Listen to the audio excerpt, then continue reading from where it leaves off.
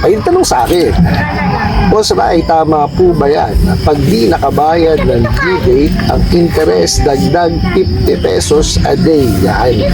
Sagutin po natin ngayon yan. Pero, meron po tayo mga bisita. Ito po ang aking kumparing Aris at ang aking kumparing Nick. Yan. Pakilala ka, paring Aris. Ako po si Aris, ang kumpare ni Boss Ray. Ikaw, paring Nick, patay na. Ako po si paring Nick na kumpare ni Aris at Boss Ray. Ayos. Ayos, di ba? Puro komedyante. Okay, so, papunta muna tayo dun sa topic natin ngayon. So, ang tinanong nga, tama ba daw na ang interest na dagdag is 50 pesos a day pagka hindi nakabayad sa due date? Sa tingin nyo, tama ba? Mali? Depende, sir. Depende. Actually, yes, tama. Depende yun. Tama naman sila, depende. Kasi it varies dun sa amount na hiniram ninyo, no? Kasi meron ho tayong ceiling on interest rate. Di ba pare, alam niyo yan, di ba? May ceiling on interest rate tayo bago effective siya noong April 1. So ayon po doon, no, maximum natin is 12% per month, including yung nominal interest. So yung 6% doon. So meaning, yung additional na 6% para sa processing fee. Ano ba yung mga fee nila? Kung ano-anong fee, no? Mga siraulo fee. Hindi natin masabi, di ba? Late Tapos, fee. oh yeah, bukod doon, may additional pa po na 5% per month yon na penalty. Okay, yung penalty po hindi kasama no dun sa 12%. Now, magbigay tayo ng example. Okay? 10,000. Pagka 10,000 po kasi 12%, ibig sabihin nun nasa 1,200 po siya isang buwan. So, ngayon kasi total yung ola nyo arawan, so pumapatak po yun ng 40 pesos ang isang araw. So yun po yung sinasabi namin kanina na depende. Okay, depende po dun sa amount na hihiramin ninyo. And pagka po yan, no, pasok dun sa ceiling on interest rate na 10,000, pababa at hindi lalagpas sa 4 months, 12% lamang po tayo maximum. Okay, so ano bang sasabihin mo dun, brother, sa tanong ng ating manonood? Ayun yan, medyo kulang kasi yung ano. Yung info na bigay. Yung katanungan ni brother, no? Ito. Kaya, ano, so, medyo limited yung ano, yung pasagutan. Sagot. Although, pwede naman tayo magbigay kasi ng sample, di ba? So, ano po mga boss, ang sa akin, ang explanation kasi dyan, it varies dun sa amount, no, na maa-approve po sa inyo. So, kagaya nga po, for example, na-approve kayo 10,000, so meaning, ang isang buwan na interest po ninyo is 1,200. Kung i-divide po natin sa 30 days yun, so that's 40 pesos per day. So, medyo malapit dun sa sinasabi ninyo. Kung yung nahiram nyo po is nasa ceiling on interest rate, ha, ulitin ko po kasi wala po tayong ceiling pag lumagpas po ng 10,000. Yan po ang tatandaan ninyo. Pagka kayo pinautang po ng any lending, regardless yan kung online, kung traditional yan. So, ibig sabihin ho, kung ano po yung mapagkakasunduan ninyo na interest rate, yun po ang masusunod. Dapat yung may kasulatan. Lagi nyo pong tatandaan yan, ha. Ato po, lagi ko sinasabi sa inyo yan. Pagka ho kayo mangungutang, basahin nyo po una yung terms and condition. Yes. Okay? Pagka nabasa nyo na po siya at kuwari na-approvean kayo, dapat fully disclose sa inyo yung inyong inuutang. Ini-explain po yan. Okay? Hindi po pwede yan na i-disperse na lang kagad sa inyo. Talo ho kayo doon. No? So, wag ho kayong maniniwala doon sa mga bugok at abusadong online lending apps, lalo na yung mga illegal. Naku po, mababaw lamang po kayo. Tsaka pag pipirma kayo, basahin nyo ng hindi lang isang beses, 2 beses, 3 beses. Pag-isipan nyo maigi. Bago ho kayo mag-decide. Kasi siyempre, negosyo yan, gusto nung iba talaga magpangutang. Especially yung mga bugok na yan. Ngayon, kung talagang, let's say, talagang nag-iingat yung lending na yan, or talagang nagpapautang ng tama yung lending na yan, sa sisiguraduhin ko sa inyo, i-explain sa inyo yan. At paiintindi sa inyo yung obligasyon nyo. Kasi po, yung lending na yon gusto kayo matapos. Okay, so nasagot na po natin yun. Sana po nakatulong yun, no? So, punta na tayo. Nasa camping tayo ngayon. So, iba yung ano natin, no? Kaya ho, inimbitahan po natin yung ating mga kumpare kasi wala ho akong alam sa pagka-camping. Kung ano, panoorin niyo po itong clip na to. Ayan.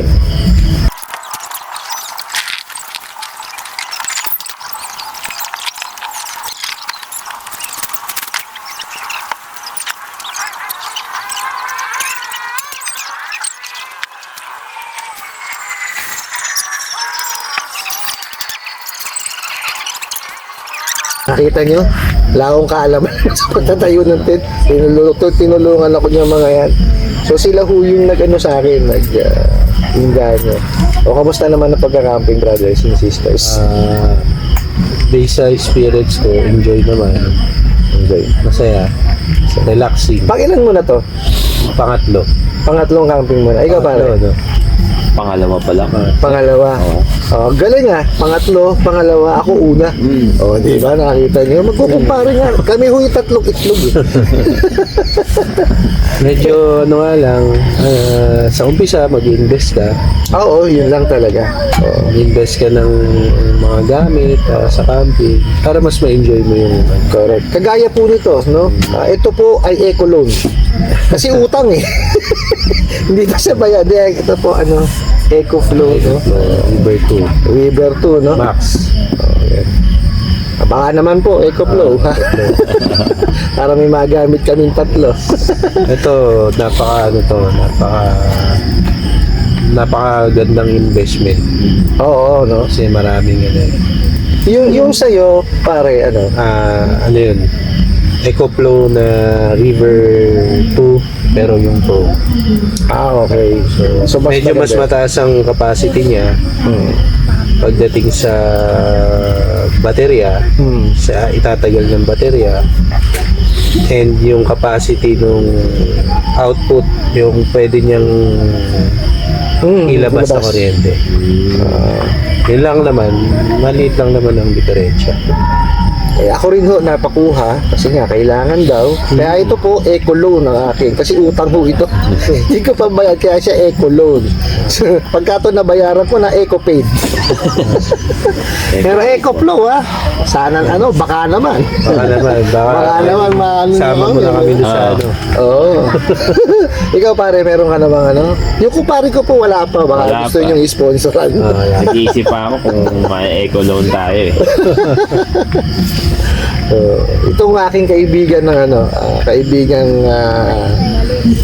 ang tumulong sa akin na makakuha po nitong EcoFlow na to. Napakaganda. No? Tapos tawag dito, hindi ba mas mai-stress ka ba pag nag-camping ka? Sa experience mo? Kasi pangatlong beses ka na. Based on my experience, yes, nakaka-stress pag tayo ng tent. Lalo na kung yung mga tent is ganito kalaki. Ang laki, no? Ito po pala yung tent niya. Pero after bumay tayo, parang Satisfying, no? satisfying and fulfilling kasi parang, di ba, parang pag after mong itayo, makikita mo siya, then komportable yung pagtulog mo. And safe ka sa ulan. Ikaw pare ko. Sa ngayon, wala pa akong masabi kasi pag kami kasama, okay. Okay magtayo. So, kung sakali man na on the future, camping site na mapuntahan, susubok natin. Kasama po nila yung kanilang mga pamilya, yung kanilang anak, asawa. Inanok mo sila, inaya ko sila. At siyempre naman na libre sila, napagbigyan naman po tayo. Actually, the reason behind talaga is kasi nga sila may experience na po sa pagka-camping. Ako ko talaga zero. Kaya ako tanong ng tanong sa kanila. no? At ano ba yung dapat unang bilhin, no? Kaya ako pag di ba pinanood nyo kanina, yung aking tent po maliit pa lang. Di ba? Kasi syempre, Try pa lang. nagsisimula pa lang tayo, tinatry pa natin, di ba? Ang hirap naman ho, bibili agad tayo ng ganitong kalaki. Di ba? Kakalog-kalog ako dyan pag kaganyan ko. Di ba? Pagka may kasama kasi okay yan, pamilya. Di ba? Pagkasama mo yung family. Oh. Sa tingin nyo, magandang banding ano pa to? Yes. Yes. Ganda kasi sa camping kasi mostly ng time nyo talagang banding talaga. Kasi most of the camping site syempre limited ang access ng kuryente, internet. signal. So talagang makakapagkwentuhan kayo. Ayun talaga. Nakakain No? kayo sa sabay-sabay. Totoo. So yun yung purpose yung makapag-banding. Nga pala, saan tayo ngayon?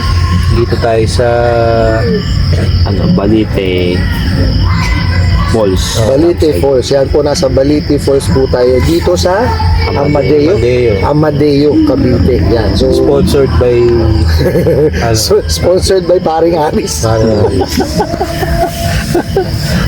Actually, napaka-accommodating po nung kanilang mga staff dito po, no? Talagang pagdating nyo, asikasuhin kayo kagad. Paano? Tsaka hindi ko sila maselan, no? Pwede kayong kahit saan nyo gustong depende ko sa inyo kung car camping kayo, moto camping, kung gusto nyo dun sa pool nila po pwede. Tapos napakalamig po ng tubig. Sus Mariosep. Ayan po yung clip. Kaya panoorin yun.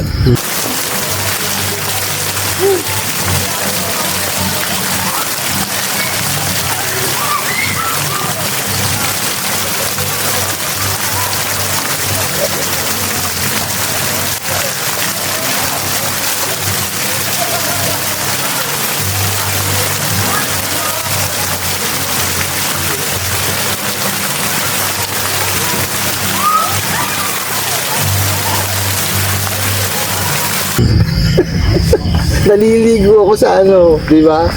Masaya siya. No? Kaya lang siyempre, kagaya ko, nagsisimula. So medyo natataranta pa ako, hindi ko pa alam yung gagawin ko. Buti na lang may mga kaibigan tayong ganito na willing talagang tumulong. So, at napag-i-enjoyan naman namin.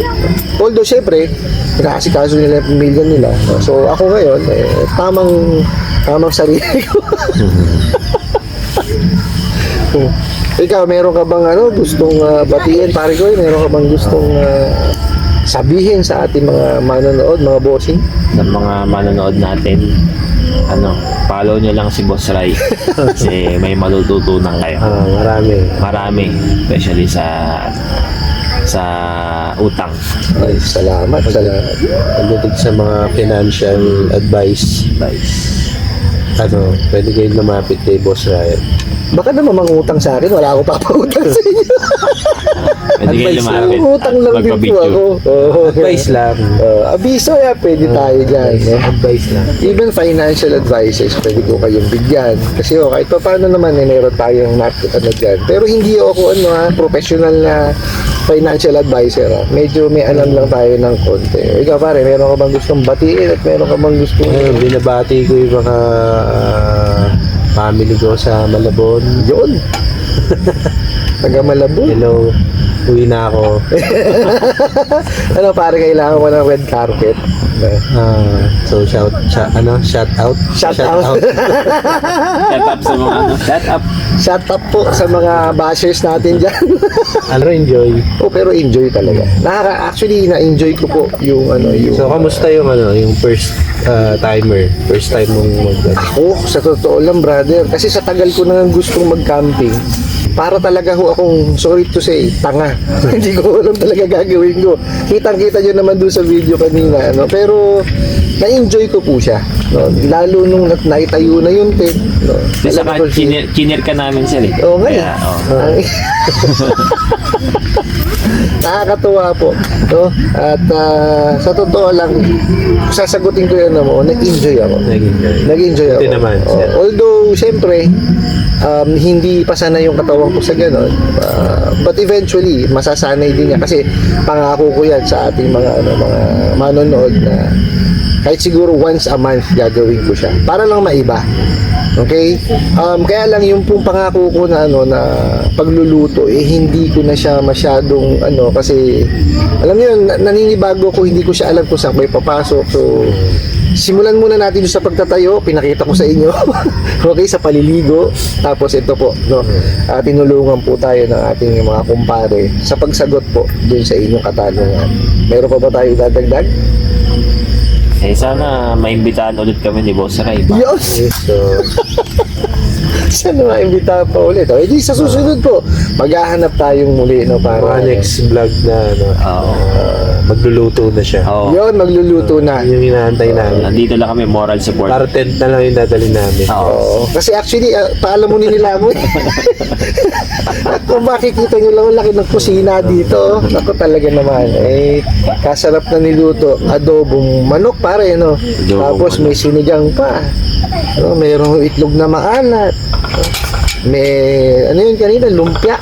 Lumpiang Lumpia. Shanghai. Tapos yung Ihaw. barbecue. May ayan o, pakinggan nyo. Yan yung mga hinahanap-hanap kong tunog Itang tunog probinsya. Actually, Ritual. nakaka-relax siya, nakaka-relax. No? Well, kung mayroon pa tayo dadagdag?